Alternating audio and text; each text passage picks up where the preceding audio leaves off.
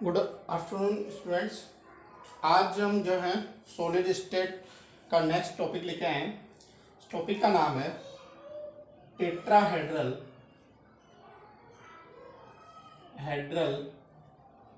And octahedral voids. हम tetrahedral voids और octahedral voids के बारे में पढ़ेंगे। थोड़ा सा प्रीवियसली मैं आप लोगों को रिवाइज कर देता हूँ। एक बार मैंने आप लोगों को बताया था कि जब हम hexagonal close packing in 3 dimensional में हम जो हेक्सागोनल 2 डायमेंशनल के ऊपर जब हम स्पेयर रखते हैं तो स्पेयर रखने से हमारे पास में क्या बनता है, hexagonal close packing 3 dimensional, hexagonal close packing in 3 dimensional. ध्यान से समझने की कोशिश करो इसको। थोड़ा सा आपको टफ लगेगा लेकिन ये आप लोगों को समझ में आ जाएगा। ठीक है, देखो बच्चों, हमने क्या किया था, हेक्सागोनल 2 डायमेंशनल में जो हमारे स्फीयर थे, इन स्फीयर के ऊपर हमने स्फीयर रखे थे, मतलब इनके बीच में। ठीक है, इस प्रकार से मतलब फर्स्ट लेयर के जो डिप्रेशंस थे उन डिप्रेशंस के अंदर सेकेंड लेयर के स्फीयर को रखा था, और सेकेंड लेयर के जो डिप्रेशंस थे उन सेकेंड लेयर के डिप्रेशंस में जो है थर्ड लेयर के स्फीयर हमने रखे थे। ऐसा कुछ हमने किया था। देखो इसके बाद में आगे देखते हैं अपन HCP। ठीक है, HCP 3 डायमेंशनल के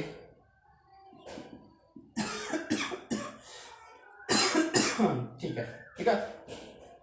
तो ऐसा करने से हमारे मतलब जब हम हेक्सागोनल 2 डायमेंशनल में के ऊपर हम स्फीयर रखते हैं तो हमारे पास में 2 प्रकार के वर्ड्स बनते हैं। मैंने बताया था लास्ट वाला पॉइंट जो था इसके अंदर वो था कि इनमें 2 प्रकार के वर्ड्स बनते हैं, टेट्राहेड्रल वर्ड्स और ऑक्टाहेड्रल वर्ड्स। देखो बच्चों, यहाँ पे मैं एक एग्जांपल लेता हूँ कि यहाँ 3 गोल, इस गोले को उठा लेता हूँ मैं, 1 2 और 3, 1 2 3। देखो ये तीनों गोलों मैंने यहाँ रख दिया। ठीक है, अब तीनों गोलों को मैंने यहाँ रख दिया। ये इस गोले को आप A मान लो, इस गोले को आप B और इस गोले को C। यहाँ पे भी इसको मैं डिनोट कर देता हूँ A, B और C। तीनों गोले हो गए हमारे पास में A, B और C। ठीक है, तो अब इन तीनों गोलों को मैंने यहां से उठाकर यहां ऊपर पुट कर दिया। ठीक है, अब इसका जो डिप्रेशन है इसके ऊपर मैं एक गोला रखता हूं। तो यहाँ एक मैंने A, B, C तीनों स्पेयर को यहां से उठाया और उठा के यहाँ रख दिया। तो यहाँ पे इसके डिप्रेशन में मैंने एक स्पेयर रख दिया। अब स्पेयर रखने पर देखो एक यहाँ एक वॉइड्स जनरेट हो रहा है, एक वॉइड्स जनरेट हो रहा है। इस वॉइड्स को हम कहते हैं टेट्राहेड्रल वॉइड्स। क्या कहते हैं इसको? टेट्राहेड्रल वॉइड्स कहते हैं इसको। और क्लियरली आप समझाना चाहोगे तो देखो मैंने क्या किया कि यहां इसी ABC को वापस नीचे उतार दिया, A, B, और ये हमारा हो गया कैसा, C स्पेयर हो गया। अब जो ये ऊपर का जो स्पेयर था मैंने इसको उठा के थोड़ा ऊपर उठा दिया। ये यहां रखा हुआ था, इनके बीच में रखा हुआ था ये। ठीक है, इनके बीच में रखा हुआ था। तो मैंने इनको क्या किया कि इस वाले जो स्पेयर है ऊपर जो रखा हुआ है 3 डायमेंशनल में, इस स्पेयर को ऊपर से उठा के मैंने अलग कर दिया। ठीक है, अब देखो हमने इनके सेंटर्स को आपस में कनेक्ट कर दिया। We connected to each other by centre, इनके सेंटर को। तो सेंटर को कनेक्ट करने से हमारे पास में देखो ये स्ट्रक्चर आ रही है, इनको आप कनेक्ट कर लोगे तो ये वाली स्ट्रक्चर आएगी। और ये स्ट्रक्चर कैसी होती है? टेट्राहेड्रल शेप होती है। कैसी होती है? Tetrahedral shape. तो बात समझ में आ गई होगी आप लोगों को कि टेट्राहेड्रल शेप किस प्रकार से फॉर्म होती है। मैं एक बार वापस रिपीट कर देता हूं यहाँ पे आपके सामने कि जब हम हेक्सागोनल 2 डायमेंशनल क्लोज पैकिंग के ऊपर उनके डिप्रेशंस के अंदर स्पेयर रखना शुरू करते हैं इस प्रकार से, देखो तो हमारे क्लोज पैकिंग में 2 प्रकार के वॉइड्स का फॉर्मेशन होता है। एक टेट्राहेड्रल वॉइड्स होते हैं और दूसरे ऑक्टाहेड्रल वॉइड्स होते हैं। एक टेट्राहेड्रल वॉइड्स और दूसरे, ठीक है। तो सबसे पहले हम बात करते हैं टेट्राहेड्रल वॉइड्स की। तो मैंने टेट्राहेड्रल वॉइड्स को समझाने के लिए इन 3 गोलों को A, B और C इनको उठा के अलग से रख दिया, ये रख दिया। और इसके ऊपर ये इसके डिप्रेशन जो था इसके ऊपर मैंने रख दिया। तो जो वॉइड्स फॉर्मेशन होगी उस वॉइड्स को हम कहेंगे टेट्राहेड्रल वॉइड्स। उस वॉइड्स को हम क्या किस नाम से जानेंगे? टेट्राहेड्रल वॉइड्स के नाम से जानेंगे। ठीक है, इसके बाद में मैंने इसको और ओपन नहीं कर दिया, मैंने इन तीनों ए बी सी को रख दिया, ए बी और सी ये है। और अब इस स्पेयर जो ऊपर वाला स्पेयर रखा हुआ है इसको थोड़ा मैंने ऊपर अलग से हटा के रख दिया। ये जो ऊपर वाला स्पेयर है इसको मैंने उठा के रख दिया। अब मैंने इनके सेंटर्स को आपस में कनेक्ट कर दिया। तो सेंटर को जब मैंने कनेक्ट किया तो यहाँ देखो मुझे एक वॉइड्स नजर आई है, और इस वॉइड्स को हम क्या कहते हैं बच्चों? टेट्राहेड्रल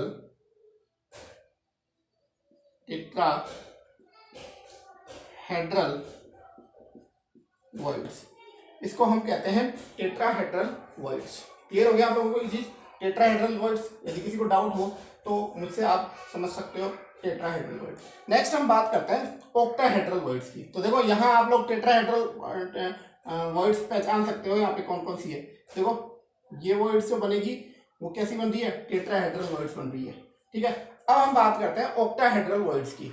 ठीक है, देखो ऑक्टाहेड्रल वॉइड्स क्या है, यहाँ देखो कि मैंने 3 स्पेयर लिए हैं। यहाँ पे ये नीचे वाले ए बी और सी जो दिख रहे हैं आपको नीचे वाले स्पेयर्स हैं, नीचे वाले स्पेयर्स हैं।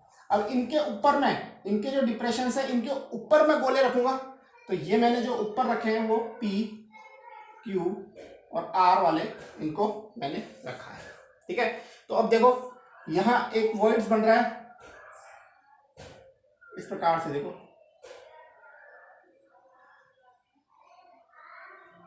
ये तो ऊपर वाला है, और ये देखो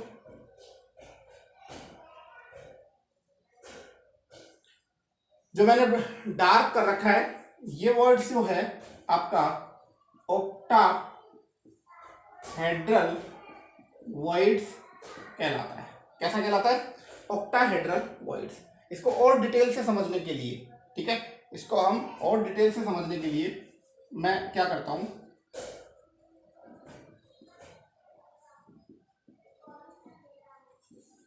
ऑक्टाहेड्रल वॉइड्स को समझने के लिए मैं क्या करता हूं, ये ऊपर के जो पी क्यू आर लिखे हुए हैं इनको मैं अलग कर लेता हूं। पी क्यू और आर को थोड़ा ऊपर डिस्टेंस पे लिख देता हूं, और जो नीचे है मतलब इन गोलों को उठा के ऊपर ले जाता हूं, और ये नीचे के नीचे है। नीचे कौन कौन से यहाँ पे? ए बी और ये सी।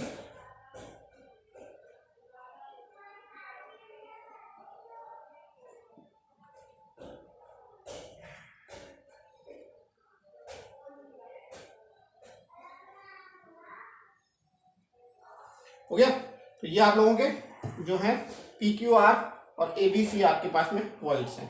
अब देखो बच्चों ऑक्टाहेड्रल वॉइड्स, क्लियर?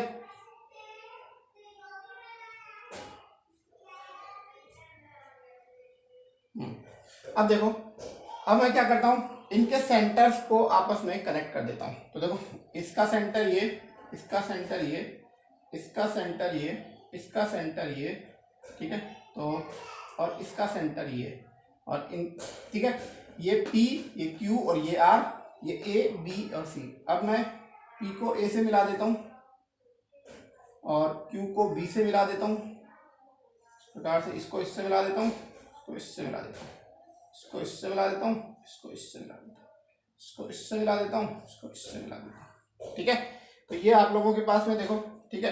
अब इसको आप इससे यहाँ इसके कॉर्नर से मिला दो, इसको इसके कॉर्नर से मिला दो, ठीक है, इसको इसके कॉर्नर से मिला दो, इसको इसके कॉर्नर से मिला दो। तो ये जो शेप कहलाती है, इस शेप को हम कहते हैं octahedral voids, that is known as octahedral voids. तो आप लोगों को पता होगा hexagonal close packing in 3 dimensional के अंदर 2 प्रकार के वॉइड्स का फॉर्मेशन होता है। एक वॉइड्स जो हमारे पास में बनती है वो बनती है टेट्राहेड्रल वॉइड्स, और जो दूसरी प्रकार की बनती है वो हमारे पास में बनती है ऑक्टाहेड्रल वॉइड्स। देखो बच्चों, यहाँ पे यदि आप यहाँ रिप्रेजेंटेशन देखोगे तो मैं दोनों ही प्रकार के वॉइड्स का रिप्रेजेंटेशन कर देता हूँ आपके सामने। यहाँ पे जो ये वॉइड्स आपको दिख रही है, यहाँ पे ये वॉइड्स है आपकी टेट्राहेड्रल वॉइड्स, ठीक है, टेट्राहेड्रल वॉइड्स।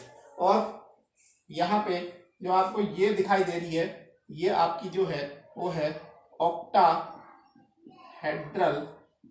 वॉइड्स। ये आपकी कैसी वॉइड्स है? ऑक्टाहेड्रल वॉइड्स है।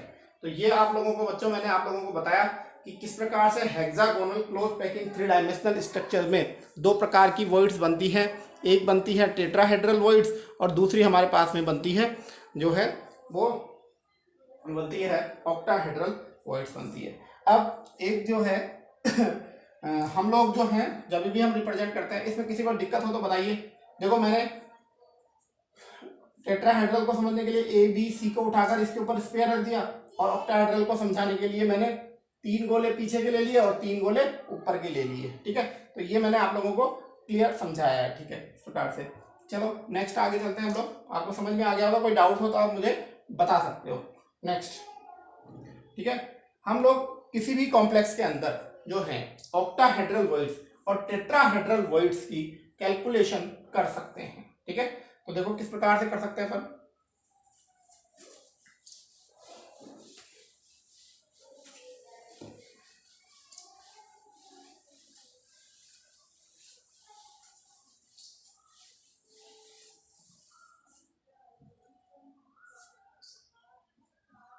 कैलकुलेशन ऑफ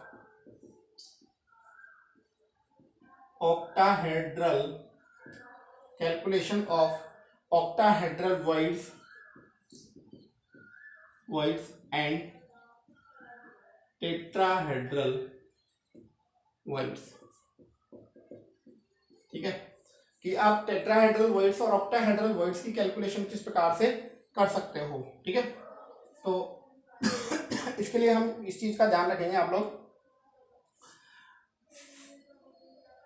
the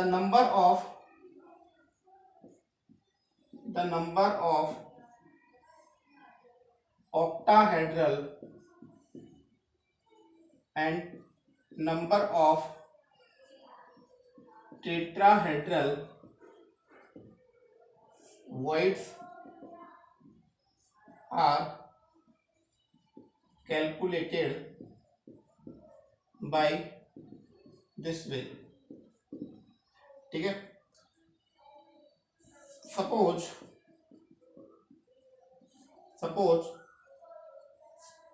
एक सॉलिड सब्सटेंस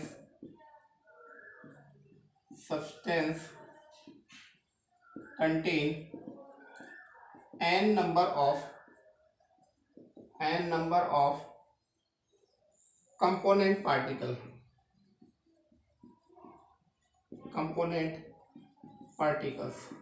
ठीक है, यदि किसी के अंदर किसी सॉलिड में n number of component particles है, then number of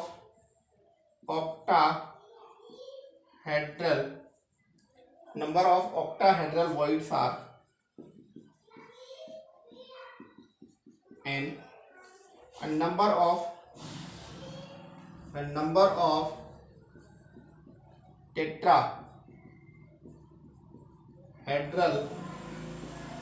voids are 2n।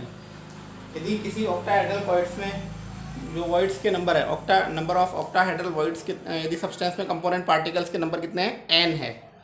Number of component particles कितने हैं, n है। तो उसमें ऑक्टाहेड्रल वॉइड्स के नंबर भी उतने ही होंगे जितने उसमें अंदर मॉलिक्यूल्स हैं, लेकिन टेट्राहेड्रल वॉइड्स की संख्या जो होंगी वो 2n है। एक क्वेश्चन करके देख लेते हैं इसके बेसिस पे, उससे हमको समझ में आ जाएगा। देखिए,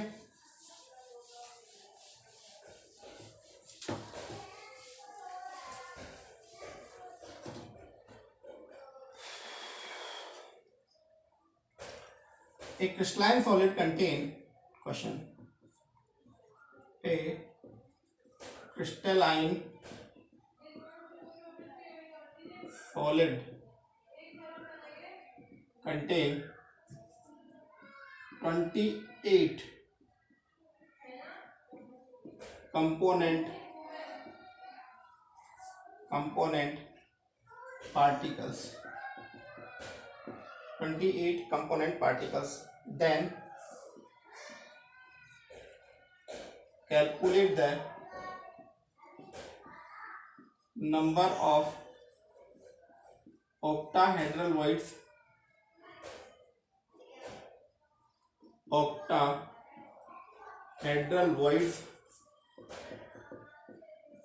calculate the number of octahedral voids and number of tetrahedral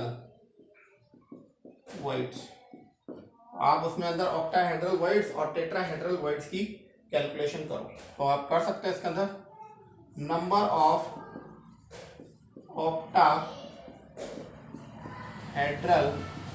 voids बराबर तो कितना होता है n, और n का मान क्या है यहाँ पे 28, n बराबर कितना है 28, ठीक है। तो नंबर ऑफ ऑक्टाहेड्रल वॉइड्स कितने हो गए, number of octahedral voids are 28, ठीक है। और number of tetrahedrals, number of tetrahedral voids are 2n, n का n बराबर कितना है 28, तो 2 इंटू 28 बराबर 56, मतलब इसमें टेट्राहेड्रल वॉइड्स की संख्या कितनी होगी 28 होगी। तो ये आप लोगों के हेक्सागोनल क्लॉथ पैकिंग में आप लोगों के पास में जो है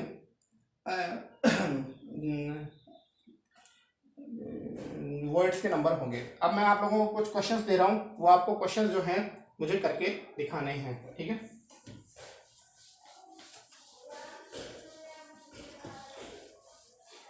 assignments,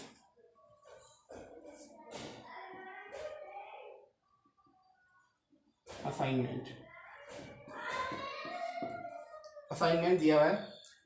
what do you mean by, पहला question, what do you mean by,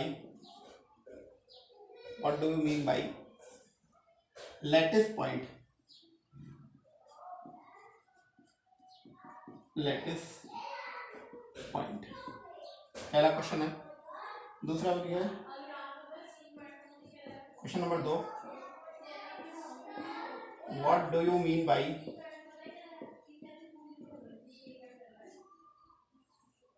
parameter of unit cell,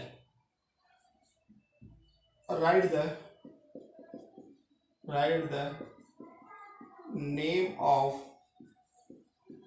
parameter of unit cell. आप जो पैरामीटर है यूनिट उनके नाम की लिखिए। पहले तो आपको पैरामीटर की इसकी डेफिनेशन बतानी है और उसके बाद में आप लोगों को उसकी यूनिट सेल। थर्ड क्वेश्चन है,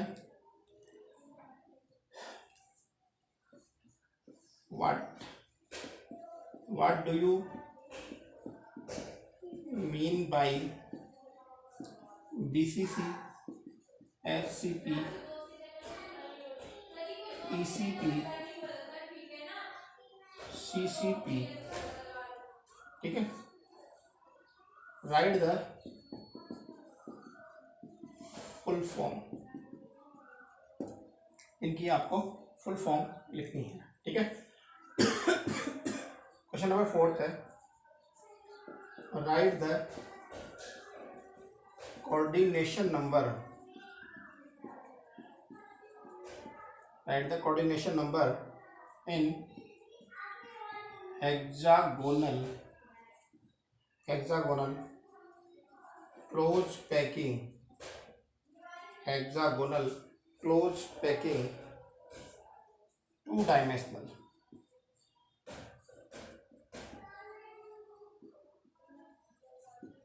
ठीक है। Right the coordination number in hexagonal close packing 2 dimensional, ठीक है। नेक्स्ट क्वेश्चन है कि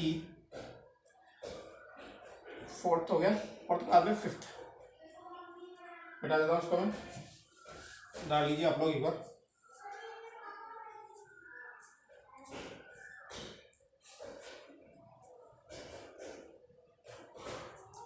नेक्स्ट देखिए,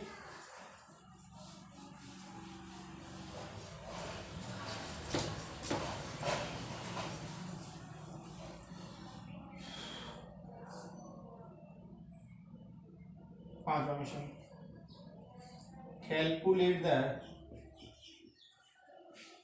number of component particles, calculate the number of component particles in number first primitive unit cell, primitive unit cell. Number second body centered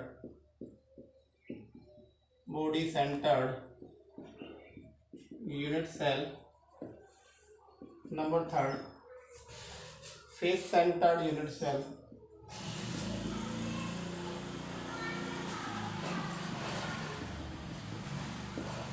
face centred unit cell. और number fourth है end centred unit cell. तो इसमें आप लोगों को जो है ये क्वेश्चंस आप लोगों को करके देने हैं. धन्यवाद.